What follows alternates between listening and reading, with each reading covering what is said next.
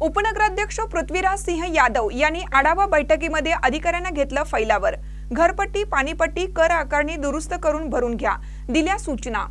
येथील नगर परिषदेमधील दिनकररावजी यादव सभागृहामध्ये नगराध्यक्षा योगिता कांबळे यांच्या अध्यक्षतेखाली मुख्य अधिकारी निशिकांत परचंडराव यांच्या उपस्थितीत शुक्रवारी मासिक सभा घेण्यात आली। उपनगराध्यक्ष पृथ्वीराज यादव यांनी नगरपालिकेतील सर्व विभागांचा विभागनिहाय आढावा घेत अधिकाऱ्यांना घाम फोडला। यावेळी ते म्हणाले, बायोमेट्रिक हजेरी का वापरत नाही? नगरपालिका कर्मचारी गणवेश दिला आहे का? ओळखपत्र दिलं आहे का? मागील 5 वर्षात एकूण सभा किती झाल्या? त्यात विशेष सभा किती झाल्या? पोर्टलवर सभेचं प्रोसिडिंग का अपलोड केलं जात नाही?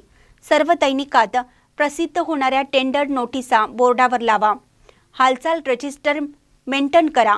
कामाव्यतिरिक्त हालचाल करायची नाही, अन्यथा कारवाई होणार। कार्यालयीन वेळापत्रक बोर्डावर लावा। नागरिकांना कामासाठी हेलपाटे मारायला लावू नका। 3 महिन्याचा कर्मचाऱ्यांचा ॲडव्हान्स पगार तरतूद करून ठेवा। कर विभागाचे आशुतोष प्रधाने का आले नाहीत?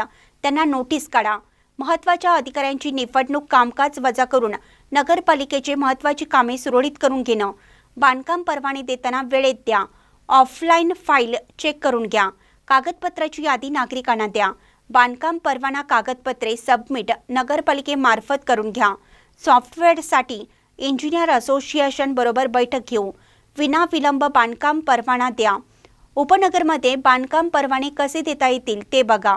विवाह नोंदणी आरोग्य केंद्रामध्ये होते, ती नगरपालिकेत होण्यासाठी प्रयत्न करा। जयसिंगपूर नगरपालिकेत होतं, मग शिरोळ नगरपालिकेत का होत नाही? घंटागाड्यांना GPS प्रणाली सुरू करा।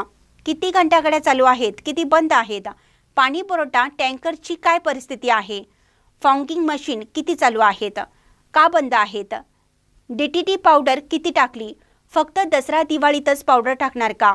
शहरात कोणत्या ठिकाणी कचरा उघड्यावर साचतो ते निश्चित करून कचरा उठावाचं नियोजन करा। तुम्ही नगरपालिकेचे उत्पन्न वाढवणारे साधने का बंद पाडता? पालिकेचं आर्थिक नुकसान करू नका। शिरोळ नगरपालिकेला गरीब करू नका, असे खडेबोल सुनावले।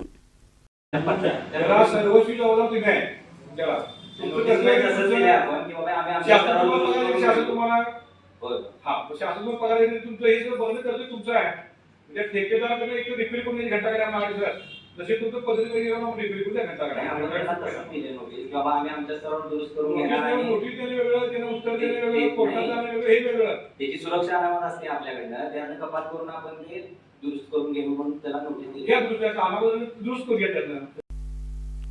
नगराध्यक्ष योगिता कांबळे यांनी प्रत्येक मिळकतधारकांची अचूक कर आकारणी केल्याची खात्री झाल्याशिवाय चुकीच्या पद्धतीने कोणतीही कर आकारणी करू नये।